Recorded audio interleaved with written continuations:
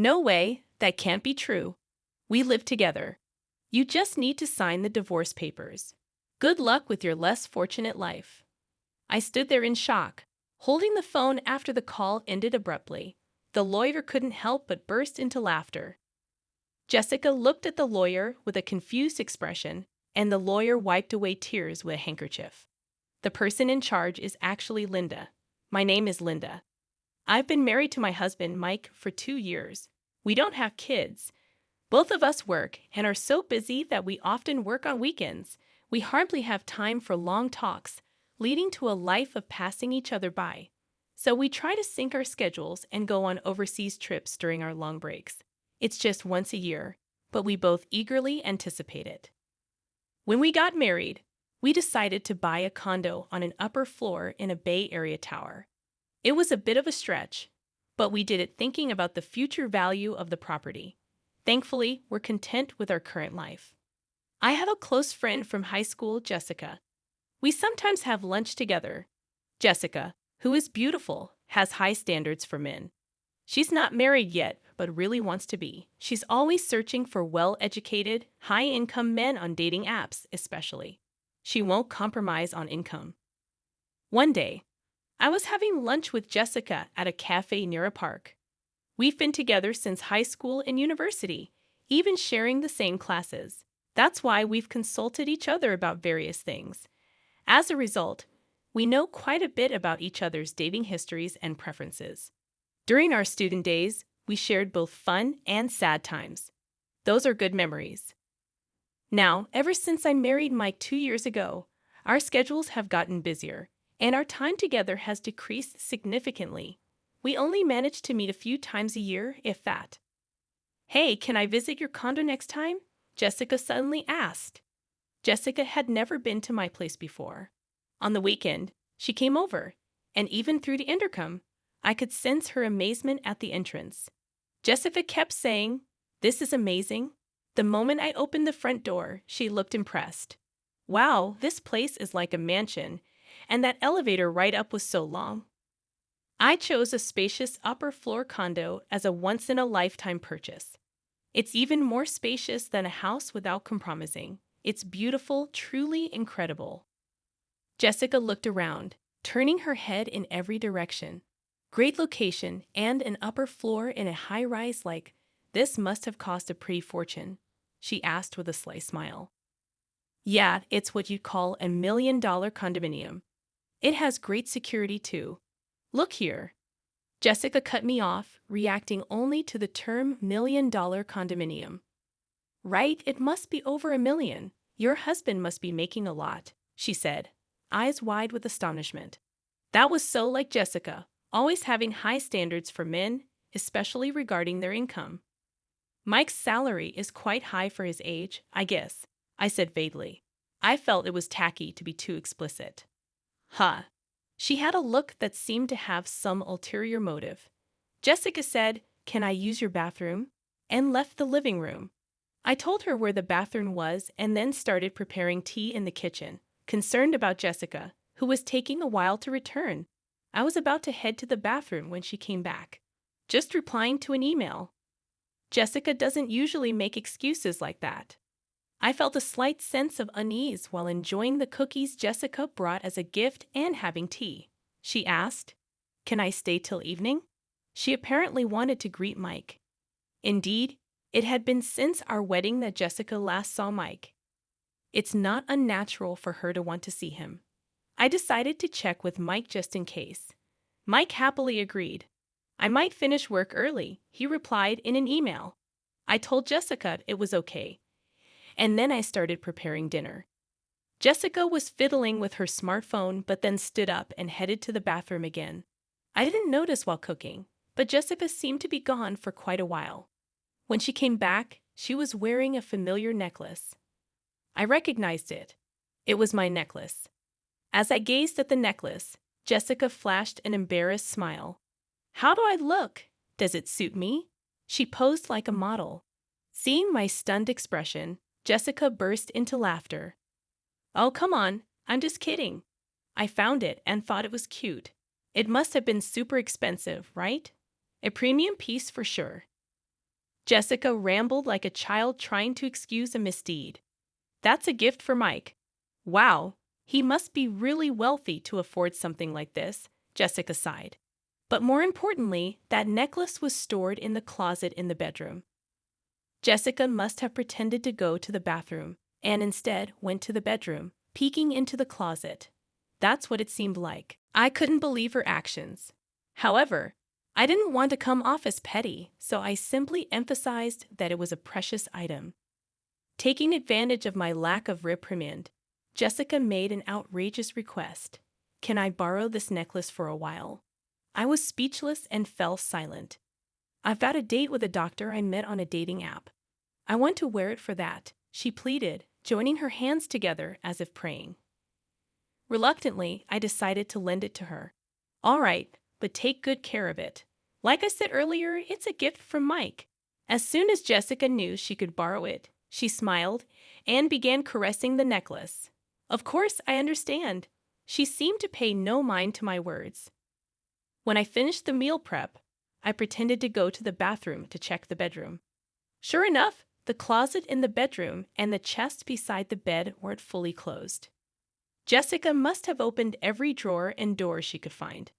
There were fingerprints on the jewelry, watches, and precious metals. Jessica might have touched things but probably didn't intend to borrow them. The shoes seemed to have been forced on, and the heels were misshapen. This was clearly going too far. I returned to the living room and confronted Jessica. You touched various things in the bedroom, didn't you? The shoes were misshaped, and there were fingerprints on the watch. Instead of showing remorse, Jessica puffed out her cheeks a bit. Please don't do that again. She returned to her normal expression and apologized, saying sorry. I didn't want to dwell on this and risk straining our friendship, so I decided to just lightly laugh it off. That's when Mike came home, holding a box of cake. Mike and Jessica saw each other for the first time since our wedding. It was awkward at first, but they gradually warmed up to each other, making for a lively dinner. By the time we ate the cake Mike brought, they were chatting like good friends. While I was clearing the dishes and washing up, they were laughing together. Really, my boss is terrible, right? I envy Mike's subordinates. Mike was grinning, eyes crinkling with laughter. That's not true. I was a bit bothered by Jessica casually touching Mike. But at the time, I thought it was better than them being distant. After all, Mike wasn't the type of man Jessica usually goes out with. About a month after Jessica's visit, Mike's behavior started to change. He spent more time on his smartphone, which he usually didn't do much. He often seemed distracted when I talked to him and asked me to repeat myself. He always carried the phone with him, even taking it to the bathroom.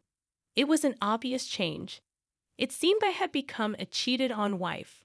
I thought about checking Mike's phone once, but I was reluctant to even touch it. Conversations between Mike and me at home became increasingly rare.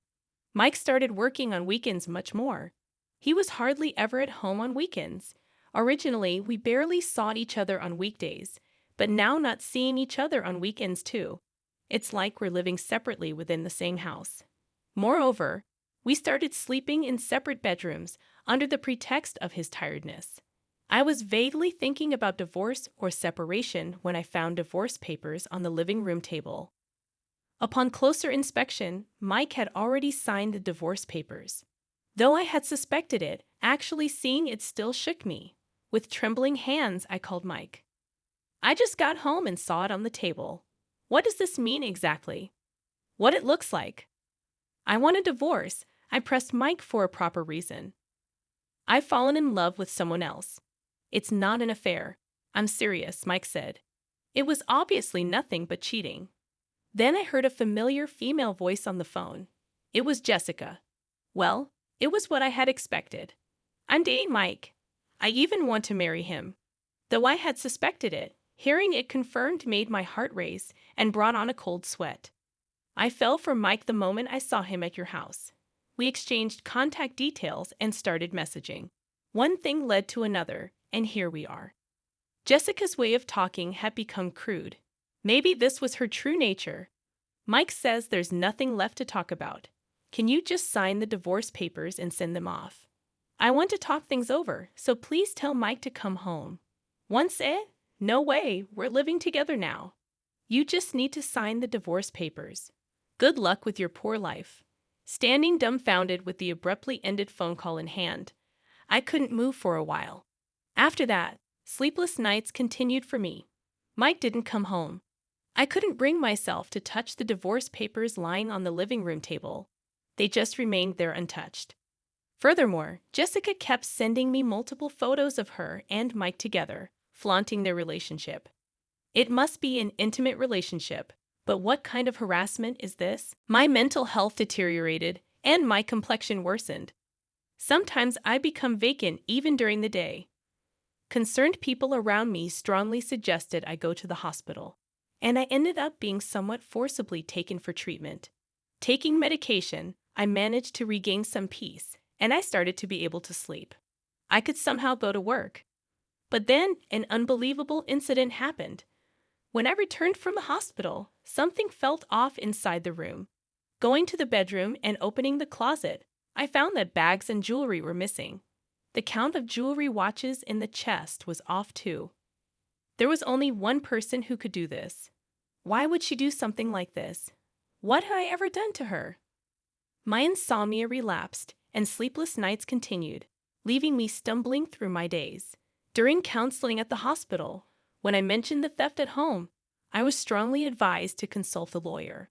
I promptly contacted the company's lawyer and set up an appointment.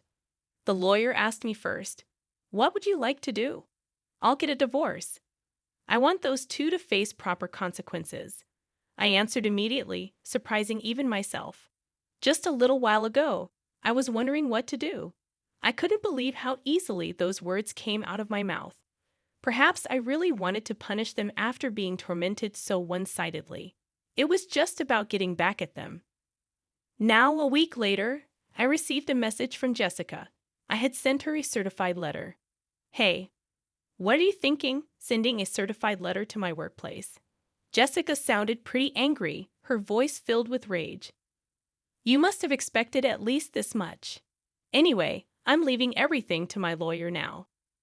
I hung up the phone. Jessica called several times after that, but I ignored all of them. Then Mike called. I had sent a certified letter to his parents' house. Apparently, his affair being exposed at home caused a huge uproar. I wanted to burst out laughing at his self-inflicted predicament, but managed to restrain myself. Feeling that leaving it all to the lawyer wouldn't be enough to calm my feelings, I decided to confront them both. I would denounce them thoroughly on the spot. The lawyer arranged the date and time, and we decided to have the discussion at the law office. A few days later, the two reluctantly showed up at the law office. I thought they would bring their own lawyer, but it seemed they came alone. Jessica stormed into the office, flinging the door open. Mike followed, looking uncomfortable. "Finally, we meet, you coward." Jessica made no effort to hide her anger, but Mike stepped forward, trying to calm her down. "Well, you've been running away all this time. Our wedding's been delayed because of you." Jessica looked like she might throw her bag at me any moment. Mike was desperately trying to hold her back. As I watched them with a pitiful feeling, the lawyer nodded at me. "Please calm down. If any violence or abusive language occurs, we will immediately call the police." Understood. The mention of the police made Jessica stiffen. With the lawyer's intervention, Jessica and Mike took their seats, becoming calmer. We sat across from each other at the office table, ready to start the discussion. "Mike, you're seeking a divorce, correct?" Jessica was sitting heatedly, while Mike slumped, looking small. "We agree to the divorce.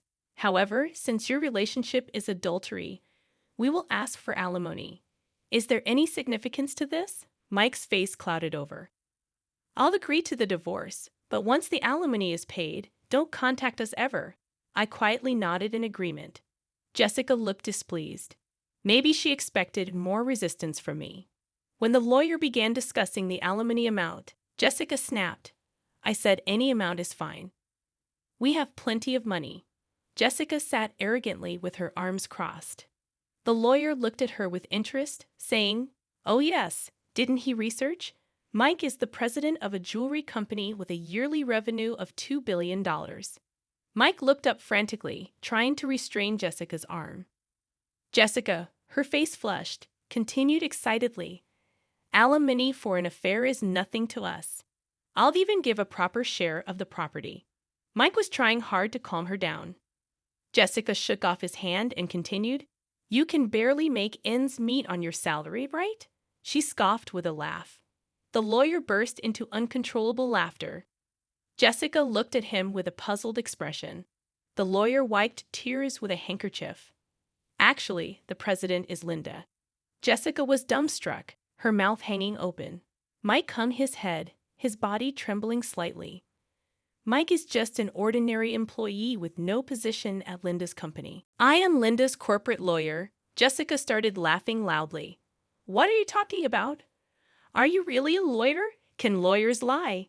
The lawyer calmly replied, Why not ask Mike next to you if what I said is a lie? Meanwhile, Mike just bit his lip, looking down. Growing anxious, Jessica grabbed Mike's arms and began shaking him. You said you were the president of a $2 billion jewelry company. That's not a lie, right? Mike remained silent, covering his face with his hands, uttering inaudible moans. Jessica, growing more desperate, gripped his arms tighter, repeatedly asking, Answer me. It's not a lie, right? Mike finally whispered in a raspy voice, I'm sorry. The room fell into deep silence. Jessica's strength seemed to leave her body, and she let her hands that were gripping Mike fall limply. You said you were the president of a company making $2 billion a year, she muttered to herself. Mike's single apology had plunged Jessica into despair. She stood up, trembling. It's a lie, right? There's no way you're the president. Jessica pointed at me accusingly. Why didn't I know about this after all we shared? I spoke to Jessica calmly, as if guiding her. Just because we're close friends doesn't mean I tell you everything, especially since you were so fixated on money. I had no intention of telling you. I looked Jessica straight in the eyes without averting my gaze. Jessica seemed to lose all her energy and slumped down. Then that house, of course. The house is in my name, so Mike will be the one leaving. Jessica fell silent, and Mike continued to hold his head. Mike probably didn't want to come here. He knew this would happen. But if he didn't come here, things would be worse. It's hell either way for him now. The lawyer began presenting the evidence I had gathered. First, these photos of Mike and Jessica together. They were the photos sent to my phone, now printed. The lawyer placed an IC recorder on the table and played the recorded conversation. Why would you send something like this? I just wanted to share our happiness with you. Jessica's voice filled the room while Mike seemed to be holding back tears. Hey, still clinging to the past. I want a divorce. I know what you're clinging to. It's Mike's income. He's the president of a $2 billion jewelry company, right? You hid it because you thought I might take it. Jessica, perhaps embarrassed, covered her face with her hands. Hurry up and divorce and leave that condo. It'll be mine soon. Too bad Mike didn't come back to you. I'll give you as much alimony as you want. Poor thing, your aim was the money, not Mike. I'm speechless at how you've been deceived, Mike. Mike looked down, tears spilling onto his pants. Mike and Jessica fell silent. Do you think this is over? The lawyer asked. What else is there, Jessica? You broke into the house when Linda wasn't there and stole several items, didn't you? I felt relieved at the lawyer's calm demeanor. Mike looked shocked, apparently unaware of this.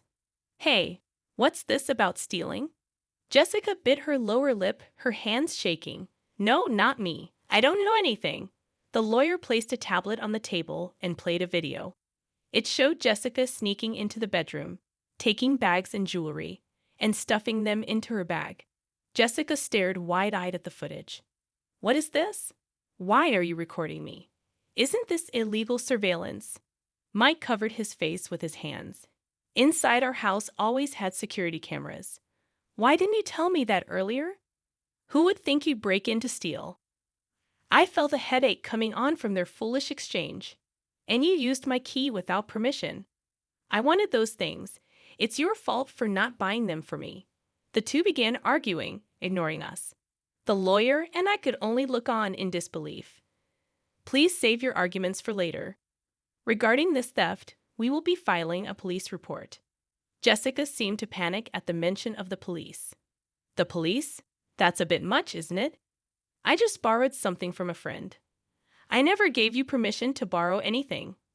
I spoke to her calmly. Besides, you're not a friend or anything. You were just a classmate. That's why I'm filing a police report. Jessica seemed to realize she was defeated, and her attitude became sullen. Don't say that.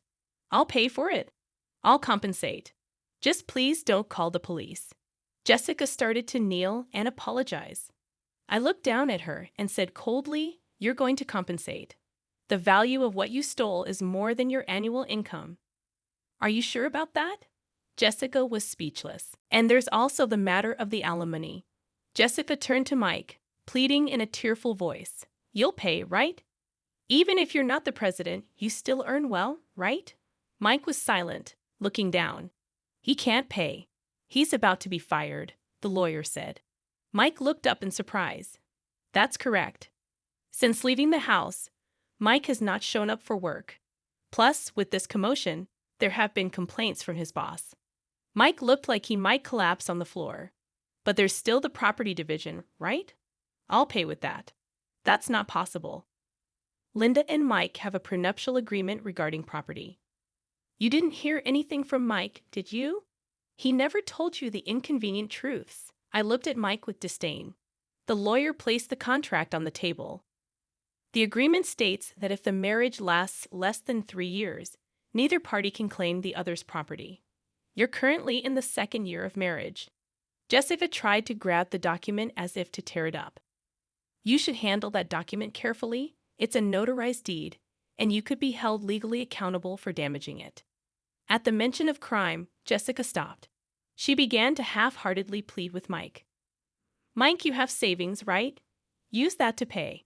Mike looked at Jessica with resentful eyes. What money?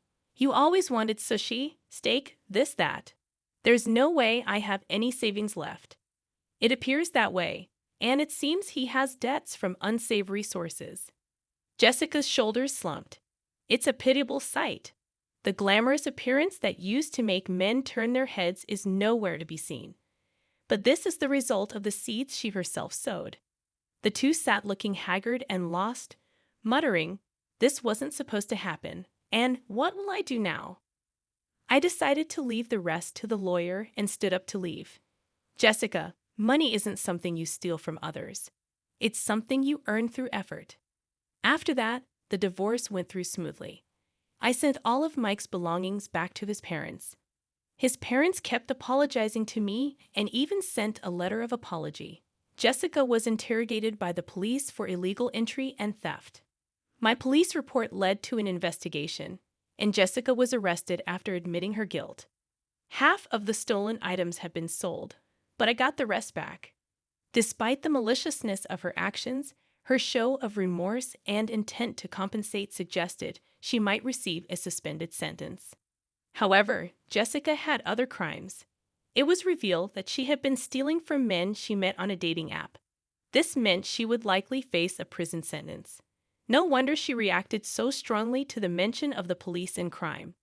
Mike couldn't live in Jessica's apartment and moved to an old apartment on the outskirts of town. He's looking for a job, but his unexplained absences and poor attitude at his last job make it hard for him to get hired. He's getting by with day labor for now. I receive regular updates on their situations from the lawyer. After the divorce, I threw myself into work. Now I'm expanding our company's jewelry line to Europe. The idea came after a trip to Europe I took as a break after the divorce. I had the chance to drink wine with the owner of a jewelry store in France. During that time, I spoke fervently to the owner about jewelry designs. At that time, the owner and I hit it off, and he agreed to showcase my company's jewelry in his store. The owner is a wonderful man who, perhaps because of his own divorce history, understands my heartache. To be honest, I'm focusing on sales in France to see him. It might be mixing business with pleasure, but I think I've earned this perk after all I've been through. That's how hard it was for me.